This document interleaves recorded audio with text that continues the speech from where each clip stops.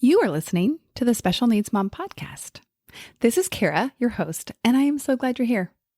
Before we get into this episode, I want you to know that Pathway to Peace, which is a group coaching program, is currently available to join. This program is built on three main pillars. First, coaching. It's the real powerhouse. It's what I do. It's what I love. Second, community. And if you've been around for a little bit more than a minute, you know how I feel about community and the power that it has to heal and change your life. And lastly, I have a library of content filled with resources, with modules, with lessons. We go way deeper than I can go in on the podcast. And these are available to you in a way that you can consume them in your busy life. This program would be a good fit for you if you've stabilized past the point of initial diagnosis and find yourself spending a little bit more than you'd like to in overwhelm. And you can't imagine how, given all the things in your life, you can have any sort of peace ever again. Through the program, you will gain the gift of acceptance. You will do the work to recover your spark. You'll leave the program with the tools and the confidence that you have what you need to have joy and peace part of your life once again. So it's time to change it up. I know you've been saying yes to everybody, especially serving with all your heart and everything you have to your child. Now it's time to say yes to you. Find the link in the show notes to get more information and for next steps.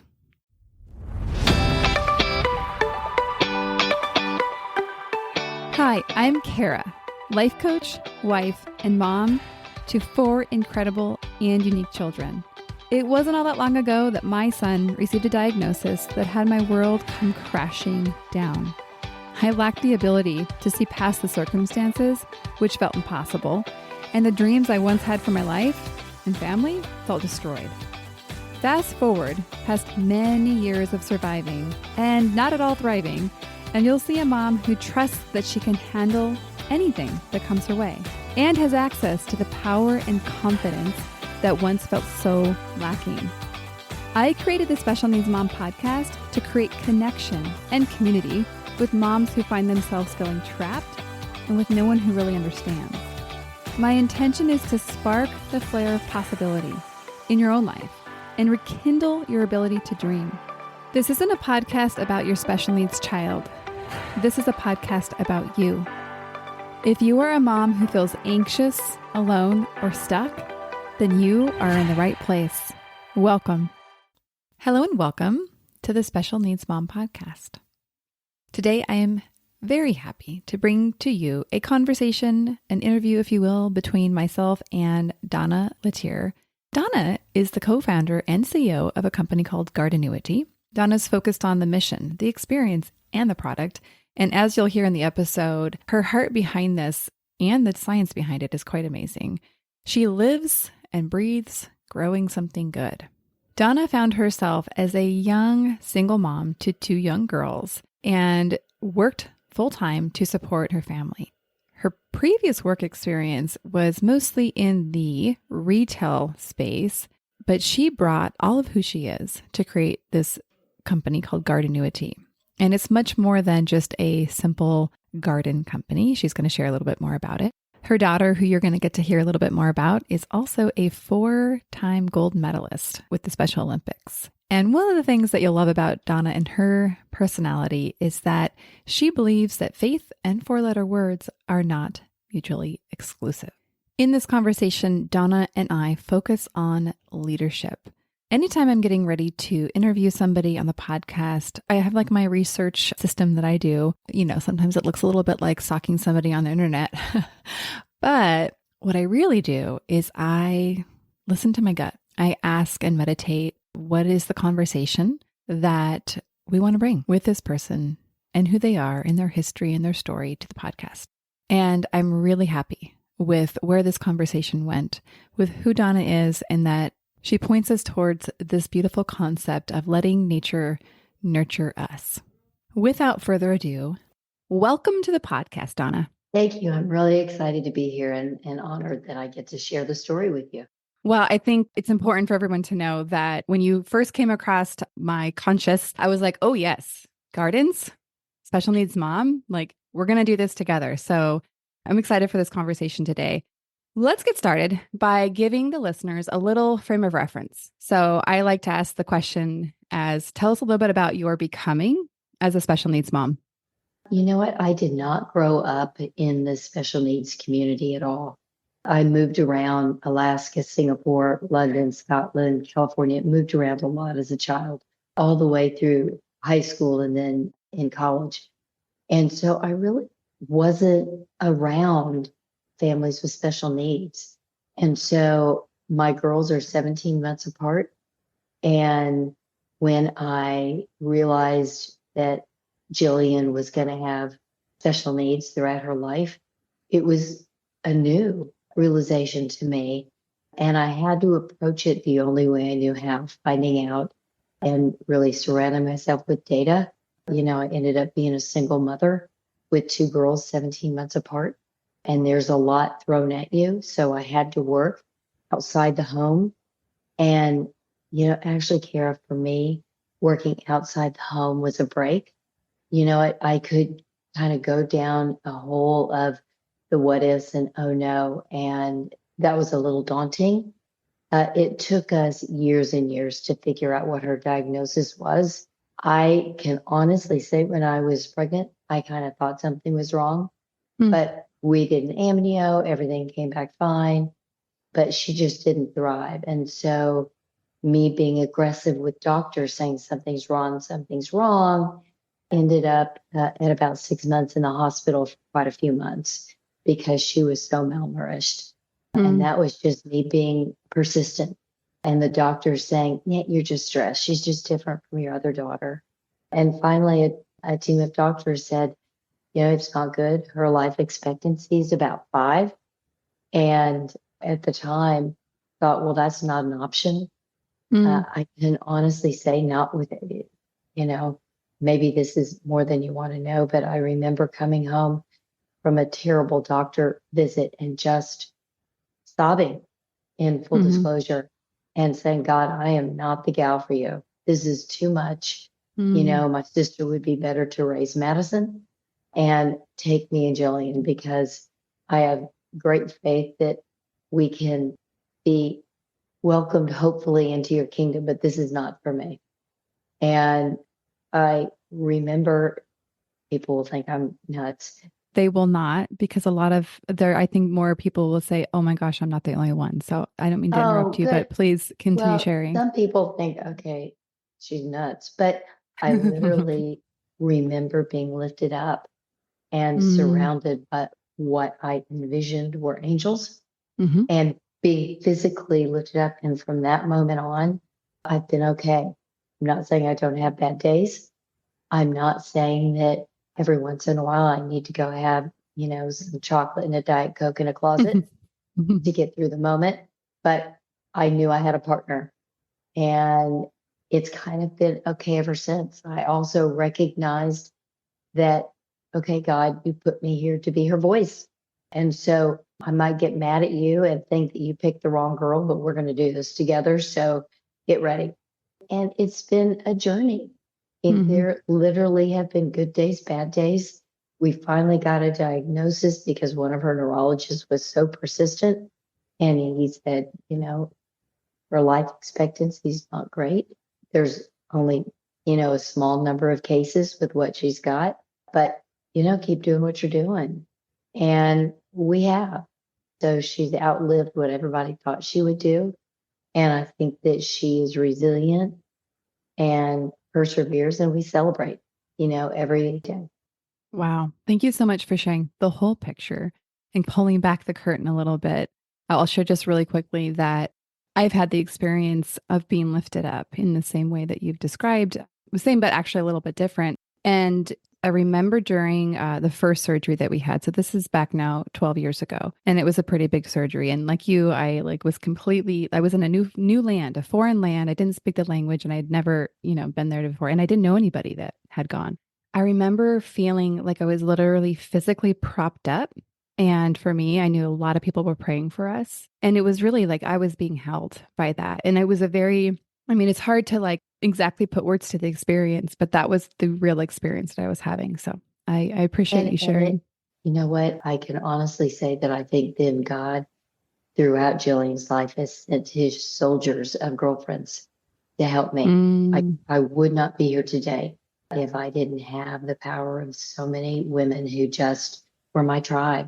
I mean, when she would spend months on end in a hospital, my mother, she could take care of Madison, but there were times in the hospital that I didn't understand what was going on. The financial implications were overwhelming hmm and I couldn't do anymore. And that's when my girlfriends, they were calling the doctors, they were barking orders at the nurses. I had nothing left.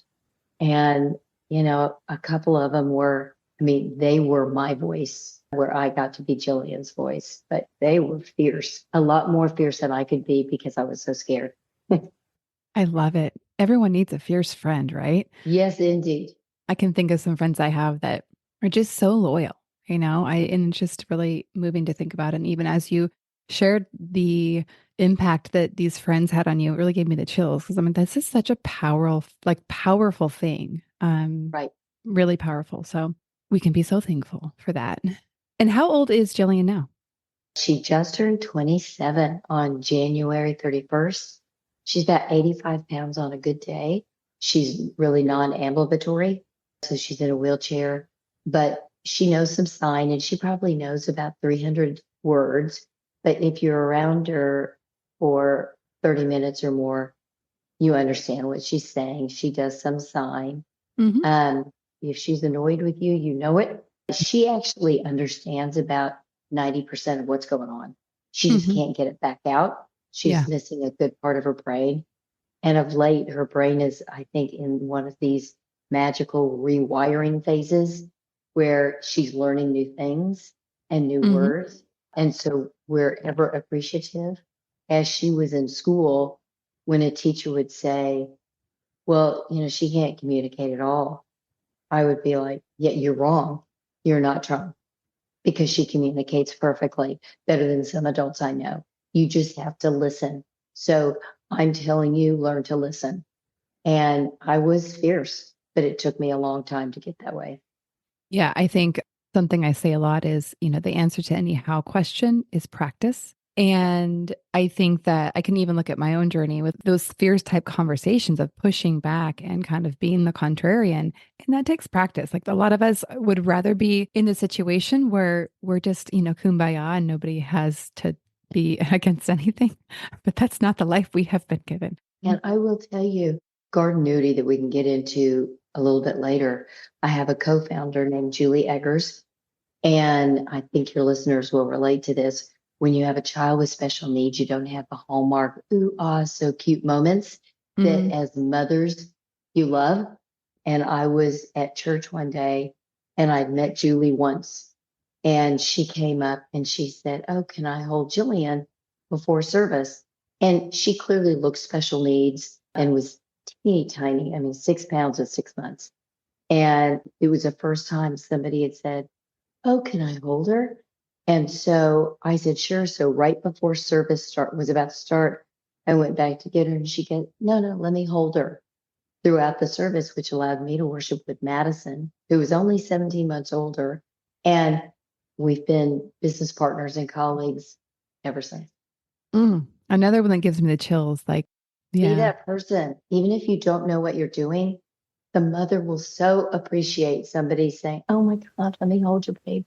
Well, and I think that's the unique position that I feel like, okay, now I feel a little bit, I don't know if privilege is the right word, but I guess I'm glad for the position I'm in now because I have this awareness I didn't have before. So I may not have asked to hold the baby or whatever that thing might be. Because I think as humans, we're wired to be a little shy from anything that's different and that we're not familiar with. Now I feel like so enmeshed in this community, in the disability community, it doesn't feel foreign anymore. And so I feel like I don't have that perhaps barrier that some people might. And I'm really glad for that. Like I'm really, really genuinely thankful for that, that I feel like I get to have this whole other world that some people don't even know exists. And that feels good to me.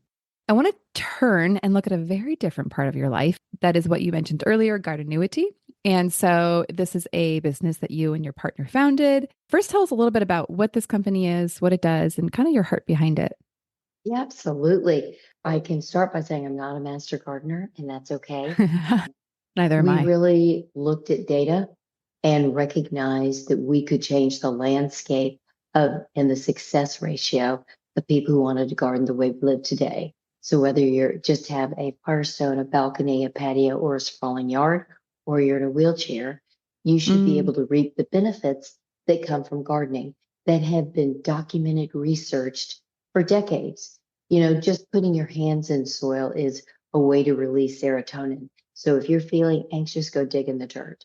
I mean, putting fresh herbs in your smoothie or on your omelet is a way to add nutritional value to what we eat.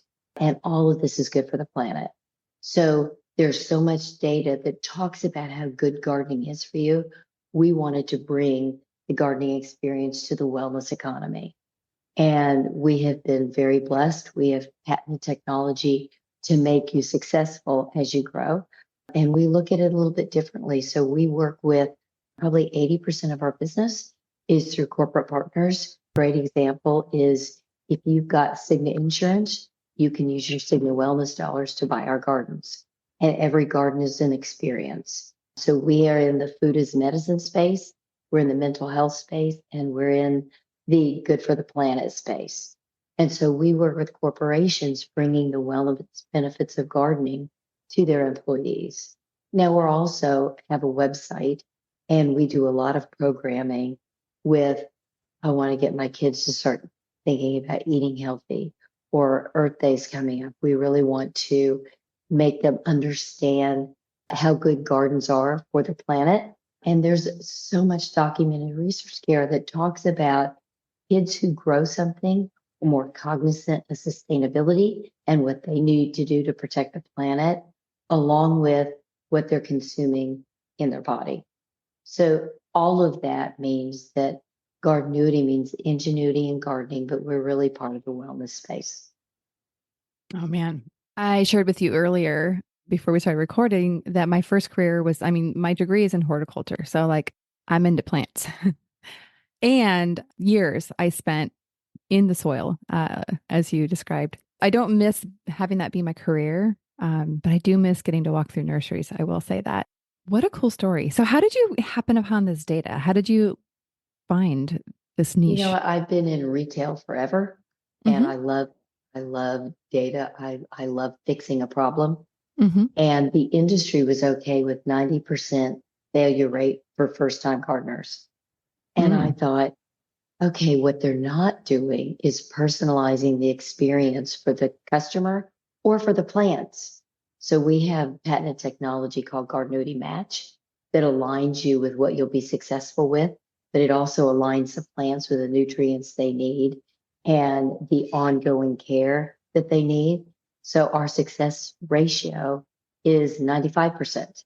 But one of the things we have really been true to is you need to participate because it's in that participation that you reap the wellness benefits. So our tropical desktop gardens, for example, come as a kit, super simple to put together, but it includes a mister. And so that mister, we say every day before you turn on a computer, take 2 or 3 seconds and mist the tropical plants. It's in those 2 or 3 seconds you can grow your practice of gratitude. And if you start your day being grateful for something, then you're in a better place. And when I get to see Jillian roll her little wheelchair out to our small patio Hmm. and pick a tomato and eat it, the joy is real. So, how can we make the experience and the benefits of gardening accessible to everybody through our container gardening experiences? Oh, I love it. I'm all in. And I think that, yes, you describe this experience that I have in terms of bringing the littlest moments and having those be the joy that we get from these plants. So for me, it's like I walk out in my front yard and drink my coffee, get my morning sunlight, and I just look at my plants because they make me happy.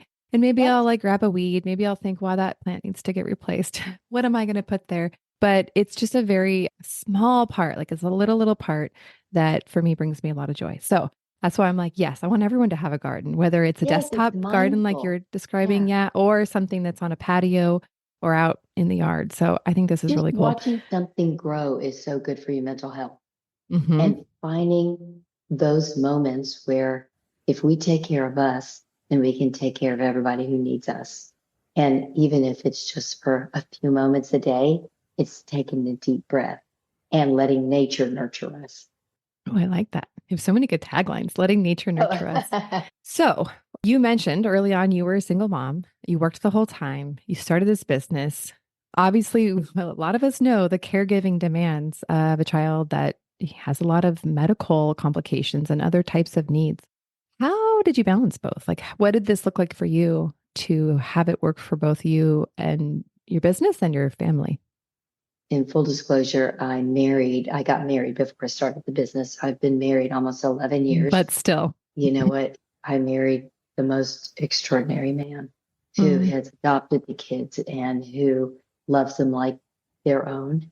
A funny aside, I had an IT guy that I was working with at another company say to me one time, chances of you ever getting remarried are pretty low. You work all the time, you're getting kind of old, and you have a kid who will live with you forever.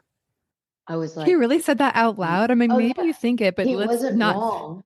But I thought, That's yeah. true. So I wasn't looking and ended up with the most amazing man ever.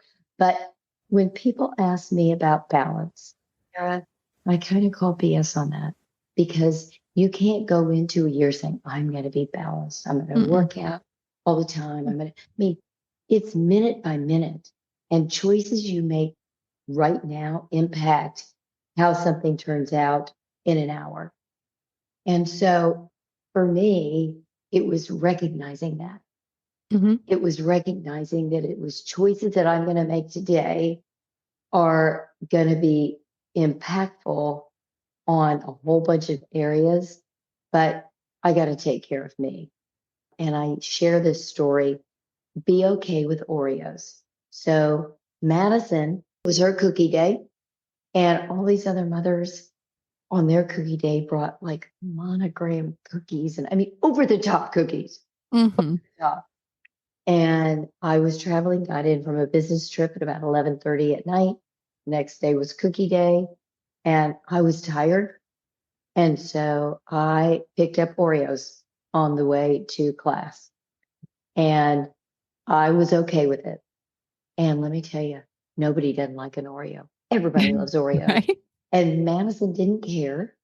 And what she remembers is that I was there.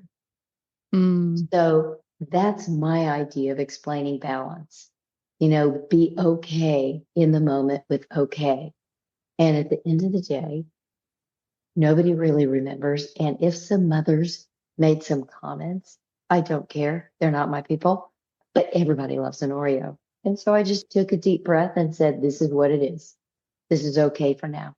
Yeah, everyone does love an Oreo. And the gluten-free Oreos, I'll have to say, are really good. I eat gluten-free, so I'm like, Yeah. yeah, man, they nailed Yeah. that. Okay, two stories I want to share just because one's so funny, and then one's reiterating the point that you just made. First one is our family has, like, I guess it's an inside joke about like potlucks that we always bring bananas now because there were so many times that my kids were like, Mom, I got to bring something for a potluck. And so, of course, I'm learning of it like the day of. Yep. And so we look around the house, like, what can we bring? And we see a bunch of bananas on the counter. Here, bring the bananas. And so, like, that Ah, happened one time. And that was like, the desperate, that was our Oreos.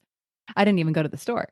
And so now one of my sons will be like, hey, Mom, I need some bananas. We're going to have a potluck. And like, it's oh, just that's funny because it's turned fantastic. into kind of a thing. Anyhow, so that is our family joke. So just bring the bananas on the counter. You don't even have to go to the store. Or I won't even put it out there that you can show up with nothing sometimes. That works sometimes too. That's right. Okay, then going back to what you said about your choices today impacting your life now. And there's been a couple times, even just this last week. So at the time of this recording, I am preparing for a surgery for my son that's coming up in just about 5 days. And we've done a lot of surgery. And so very well acquainted to how hard it is. It's a higher stress time. So I knew this surgery was coming a couple months ago. So I started doing little things to build the foundation that I knew I would need. So the first one was I got reconnected with a house cleaner because we hadn't had one at the time. So I got the house cleaner established because, that's not easy, right? Like you have to like have them come give a quote. You got to make sure you like them, blah, blah, blah. It's not like a just call up somebody and it's done in my That's right. experience. So it took a little bit. So now that's in place. So I'm, as she came over last time and my house was clean and I got to have just that little bit of like, oh, okay, like one less thing that I have on my plate. And I was like thankful for the previous me that had done that. And then another small thing is I work from home. And so oftentimes lunchtime comes and I'm like, oh, what do I eat? I haven't planned ahead, but I grabbed a handful of frozen meals from Trader Joe's, right? So this is not a complicated thing. I just threw a couple things in my cart thinking this is going to be really handy when I'm lazy and need something quick, healthy ish to eat. And so as I've been microwaving those meals, I was just like, you know what? That's a choice that I made back then that I'm really thankful that I had my back in the grocery store thinking, hey, I'm going to need a quickish meal. And so I think that's like maybe the actual tangible examples for the concept that Yes. you are describing. I think putting yourself on your to-do list, we don't do well.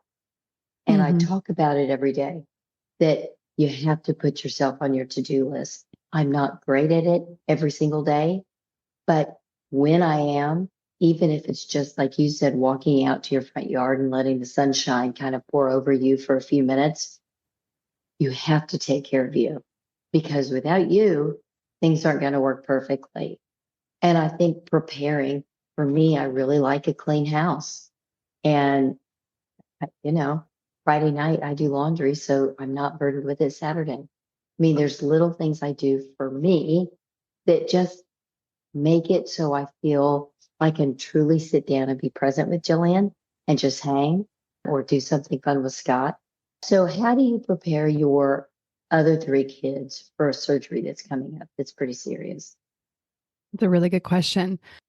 There's a lot of little things. I think it starts with um, making sure they understand what's going on, right? Like explaining to them what the surgery is, what do we expect afterwards. And this one, like I mentioned, we've been talking about it for a little bit. We've kind of been anticipating it. But more recently, we had a family dinner. And the nature of our family right now is that there's a lot of activities at night. So we haven't been able to gather as a family for dinner. There's a lot of people.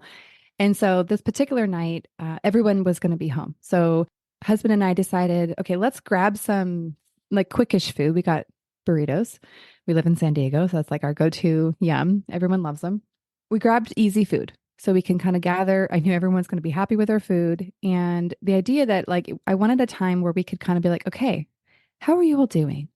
What questions do you have? I noticed I was really starting to feel the impacts of the stress. I was really kind of struggling with the overwhelm. And still, it's not like it's completely gone, right? Like that's the real experience over here. And my husband and I led a conversation where, hey, this is going to be a time where we're going to come together as a family. We're going to have each other's backs and we're going to give each other a little bit of grace. And you might notice that we're a little stressed out. And you're welcome to ask us about it. And my husband said, hey, do we want to have a code word when it's like, hey, you need to go take a break, mom, because you're a little intense right now? Because I can tend to That's a get great idea. a little intense. I go to kind of more serious and like almost like a drill sergeant when I'm really stressed out.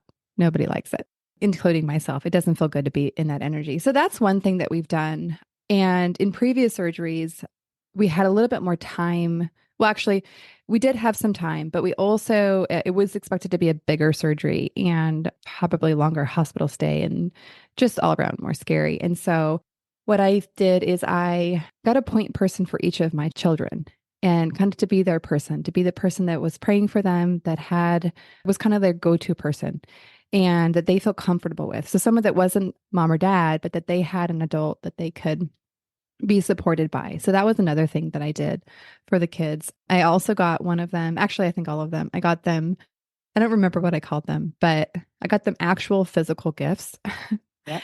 because like one of them was a hat, was for my youngest son. And I actually have the experience as a child. My brother had heart surgery, so pretty major surgery. And I remember feeling completely lost and neglected. And to the point where I was like, I wish I was having surgery, which of course is like No, of course. That's how children think, right? They don't understand that you really don't want to be having heart surgery. But I remember feeling kind of left behind. And so I just talk openly with my kids like, this is the gift I'm giving you because I want you to know you're not left behind. You might Yeah. feel like it sometimes, and wear this hat and know that that's not what's happening here. So those are just things that kind of Oh, come to mind. you know what? That's such great counsel to have a point person for each of your children. So I have to say, I was blessed by one of my favorite humans in the world, a girlfriend who recognized that so much time and attention and financial Mm-hmm. was going towards Jillian. So she asked me, and I hope I get to do this someday for somebody, if she could be Madison's secret friend. Mm-hmm. And so out of the blue on a regular Wednesday or a birthday or some big occasion or no occasion at all, there would just be something left. And it was signed your Mm-hmm. secret friend. Madison didn't find out who that was till she was in college. Mm-hmm.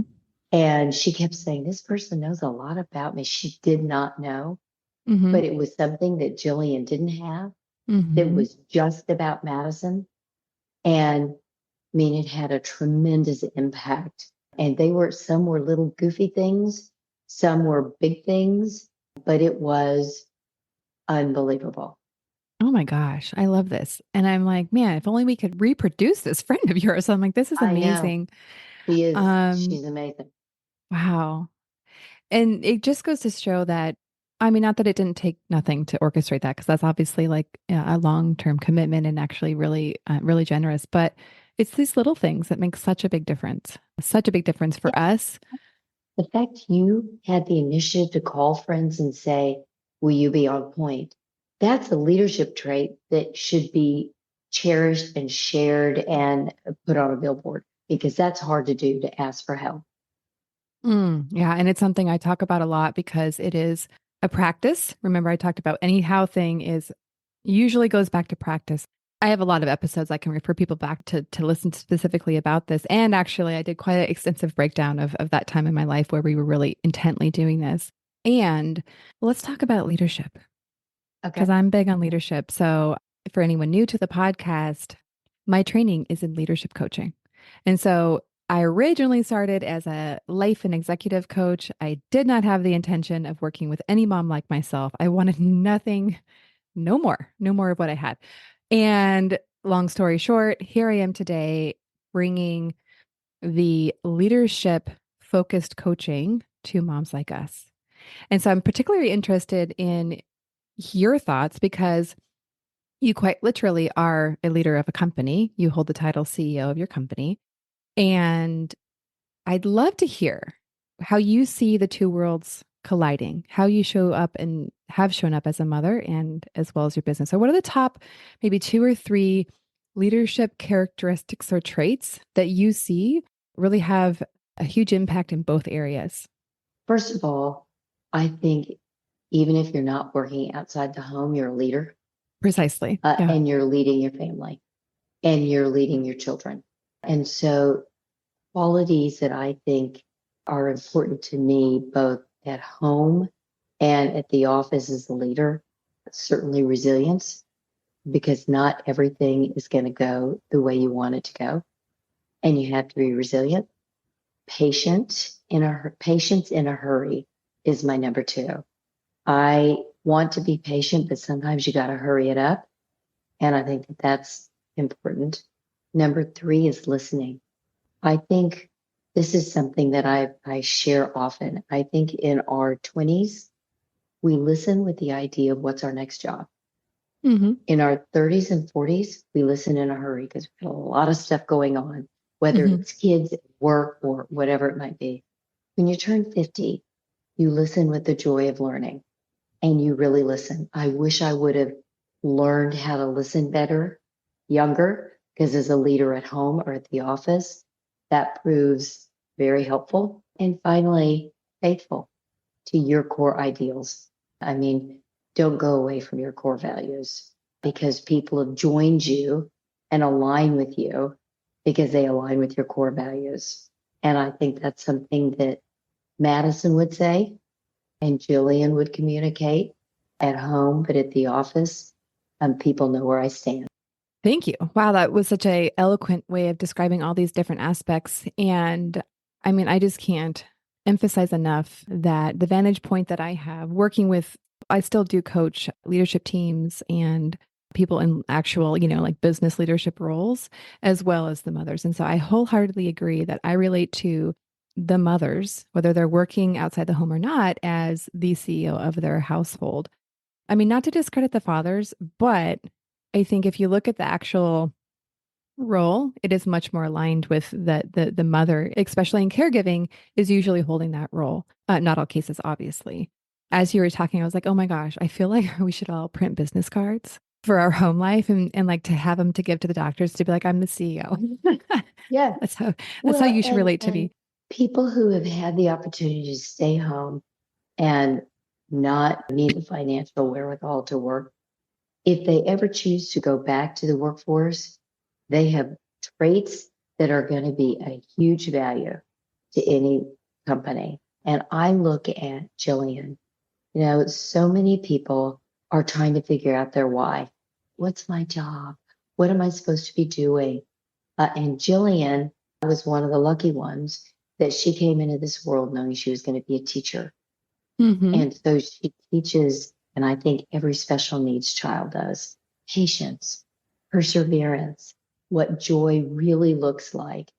And I think any opportunity we have to invite others who are not part of our world into our world, they benefit. Like I go on bandwagon saying every single human being should attend at least one Special Olympics competition because it totally changes your life forever. Mm-hmm. And I think that we should acknowledge that we're leaders of these human beings who are actually teaching love and joy and resilience. And that's a pretty big responsibility. And I just can't pass up the opportunity to acknowledge that I think the kids that we have teach us that our value in life here on this planet is not in what we produce and how many dollars we make in the company that we, found, that actually is not the value of who we are, that we are innately valuable because we are human. And I think that's this lesson that maybe it shouldn't be so hard, but I think those of us that were raised in the States here, it's like it's ingrained in you, like the value of getting good grades, going to the college, making money. And if you're not doing those things, if you fall off that bandwagon, like then what? Like, what is this why? It's just actually so freeing to really realize this. I love that you mentioned that. And don't look at your other kids to fill the void of what your child with special needs might not be doing according to social. And I look at Madison and, she did good grades and she, is doing very well in her career, but she's nice. Hmm. Don't undervalue raising nice kids. And Madison is the first to help somebody with special needs or to push Jillian. And we make Jillian do stuff. I mean, she has to toe the road. I mean, like, okay, you scoot around the floor if you're not in your wheelchair, and guess what? You have a mess, clean it up. And a lot of that was Madison. It just became who she was. So I think I have worked with a couple of families who they're putting too much pressure on their mainstream kids. Hmm. And it's okay, we're a family. And, don't push them in ways. I mean, let being nice and being a good human being and being somebody who loves wholeheartedly be one of the best things about them. Hmm. Definitely. I align with that completely. As you were describing the aspects of leadership that come to your mind, one of the things that I thought of, because I just brought on my second team member, right? So now there's three of us here involved in my business and producing the podcast, which is very exciting. And it really had me step up my level of leadership. I can't now like kind of lack a little bit. Like I have to show up ready for them. And I actually love that it's kind of challenged me a little bit in a really good way as I relate to like, hey, these people are going to follow my lead. And we don't always have that luxury when we're out there, in a doctor's office or at a school. However, I do think it's a way of being that we can embody and really stepping into that role of thinking, being intentional, like that patience and hurry, that dynamic. And oh my gosh, the listening that you mentioned, like that is a skill that weirdly, we're actually not taught. And actually, it's the primary skill I use as a coach. So, not to say like, oh, wow, I'm so good at this now, but I have practiced a bit. And I get the privilege of seeing people like the aha moments come when they actually are able to listen. And it is a real gift, actually, when we are able to listen to somebody. And it's a gift to be listened to. Well, congratulations to you to growing your team. But here's what I share with other leaders. When they see you take care of yourself, that gives them cultural permission that they can put themselves on their own to-do list. And so we as leaders need to set forth an example, both at home and in the office. 100%. And I think that for those of us that have multiple kids, so not just our disabled child, but other kids, like they're watching too. And if they see you never rest and grinding always, like that is going to be what they replicate. And I don't think that would be, I'm going to call it a curse that we would give or put on anybody at all. So as we start to kind of wrap up, ending on the garden note, I love the intentionality that you bring to bringing plants to everybody, to making them accessible. So I want to give people one opportunity. Yes, go look at your website, go order something. Please And do. if that is not accessible, right? If you're like, okay, I just don't have any extra dollars, what would you give them as a place to start enjoying all of the benefits that you shared earlier? Go outside, take your shoes off, walk in the grass, let nature nurture you, sit under a tree. I think that there are so many studies that nature can teach us so many life lessons. Mm-hmm. All of us have witnessed walking somewhere or seeing on a freeway a single flower growing out of a crack. That is thought provoking. How can we grow despite the fact that life is crappy some days? Mm-hmm. If you're a mother is only as happy as her unhappiest child. My godmother shared Mm-hmm. that with me. And I get it. So find nature wherever you are. I mean, if it's going to a nursery and just breathing in the plants, make that something that you just do. If you can't afford even a small little plant, enjoy the plants that other people are nurturing. Mm-hmm.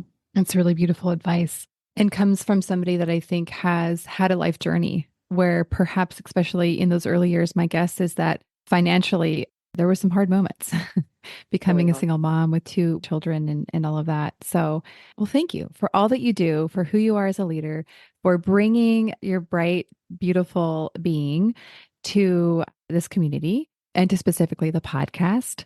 Thank you so much for being a guest on the Special Needs Mom podcast. Thank you very much. All right. That is a wrap. We will see you on the next episode. One more thing before we officially wrap up this show. Sometimes when I'm listening to podcasts, I have the experience of wanting more. I'm listening at the very end thinking, I sure wish that episode didn't end. I invite you, if you feel in any way the same way, I invite you to the Special Needs Mom podcast community, which is a free group that I host on Facebook, where we as a community of fellow moms who listen to this podcast and are experiencing life in similar shoes, get to talk to one another, get to share stories, get to actually interact. I hope you'll consider joining. See you over there.